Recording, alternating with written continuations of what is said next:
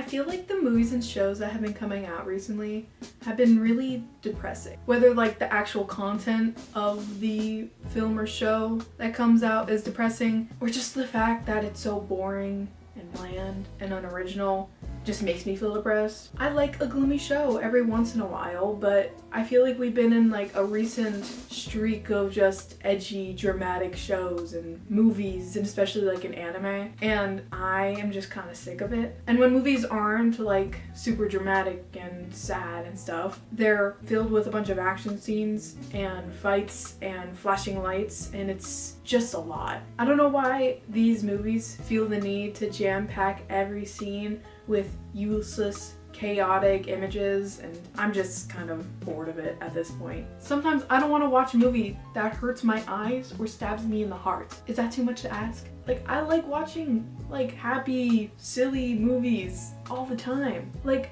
when I say I like watching the 24 adaptation of Annie, I truly mean it, because it makes me happy. The soundtrack is amazing. Like, again, I don't mind like an action movie that has like crazy effects or a sad, depressing show to watch. I do that, you know, I do watch that, but do we have to watch that all the time? And does it have to be forced in my face that this is the best thing ever? All of this to say, I think we as viewers need to advocate for maybe a change, you know, a change in genre, maybe like, you know, a cutesy little romance or a slice of life.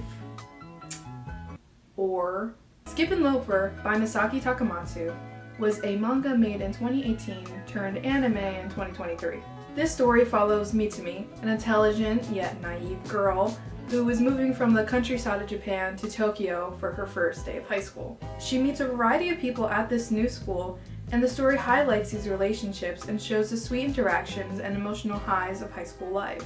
Yes, this story is super simple, but I feel like the way that this author makes this story is so unique. There's something so special about hearing about Mitsumi's ambitions and the steps she takes to reach her goals, and how her and her friends spend the weekend shopping together and trying out a new lunch place. It's such like a simple story, but played out in the most interesting ways. Every single character you're introduced to, you want to learn more about.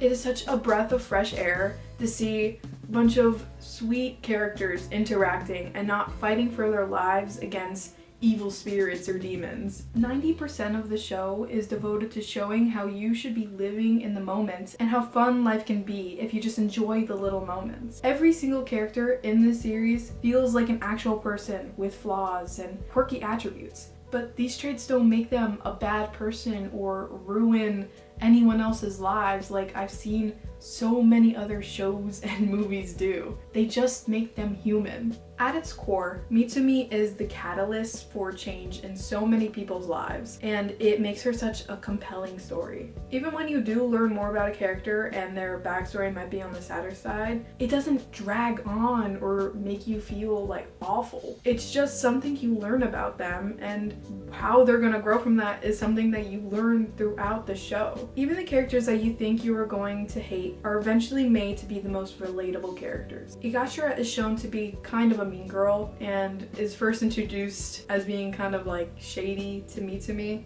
but in the first couple interactions she has with Mitsumi, you can see why she is the way she is, and how being around kinder, more genuine people like Mitsumi and her friends can change her. And it's not like she did a full character 180 or anything. It was just showing the walls she had built up and how Mitsumi is starting to break those walls down. Okay, I haven't even talked about Shima. So Shima is the love interest, which kind of feels a little weird calling him that because he's such a well-developed character that it kind of feels incorrect to just label him the love interest. So Shima is seen as a popular, nice guy who is friends with everyone. It isn't presented as like a snarky popular guy, it's just he is kind. He's introduced by helping Mitsumi find her high school. Through Mitsumi's friendship with him, you pick up on certain things about him and see that he's not just, you know, a popular nice guy that everyone thinks he is. Which also kind of sounds a little cliche, but the way they present the story is so interesting and I love it so much. But unlike a lot of shows that are really popular right now, I feel like Skip and Loafer doesn't just take this sad backstory and make it about the entire character's personality. It's just something that is a part of that character that you get to learn about every once in a while, and then they move on to something way more lighthearted. Like I said, 90% of this show is literally just lighthearted fun, showing how like people can enjoy life in the moment. And there's so many characters in this series that you just learn little bits about, and they're all so well written, and I think that's what makes this show so amazing. Like, you take a bland, boring premise and then fill it with a bunch of like interesting, developed characters, and they're all so different and they're all interacting, and it just becomes something amazing. Did I make this video to convince you to watch Skip and Loafer so I have more people to talk about it to?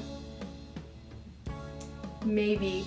But I also do believe that the current meta of sad equals good, or movies that have a bunch of violence and flashing lights, something we maybe need to step away from for a little bit. There's already so much depressing stuff happening in real life. Why would I want to spend my free time watching even more depressing stuff?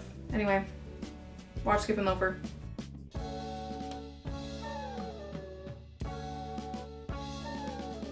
And the 2014 adaptation of Annie. I promise you, it's so good.